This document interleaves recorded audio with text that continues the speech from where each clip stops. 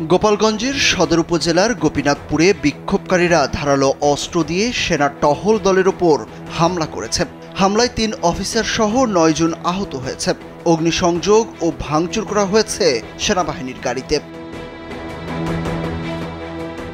শনিবার বিক্ষোভকারীরা গোপালগঞ্জ ঢাকা মহাসড়ক অবরোধ করে রাখলে প্রাথমিকভাবে পরিস্থিতি নিয়ন্ত্রণে আনার জন্য দায়িত্ব পালনরত সেনাবাহিনীর 2টি টহল দল ঘটনাস্থলে যায়। এ সময় উত্তেজিত বিক্ষোভকারীরা সেনা টহল দলের উপর ইটপাটকেল ছুড়ে মারে এবং দেশীয় অস্ত্র দিয়ে টহল দলের সদস্যদের আঘাত করে। আন্তঃবাহিনীর জনসংযোগ পরিদপ্তর বা আইএসপিআর এর পরিচালক লেফটেন্যান্ট কর্নেল সামিউদ্দৌলা চৌধুরী স্বাক্ষরিত এক সংবাদ বিজ্ঞপ্তিতে এই তথ্য নিশ্চিত করা হয়েছে।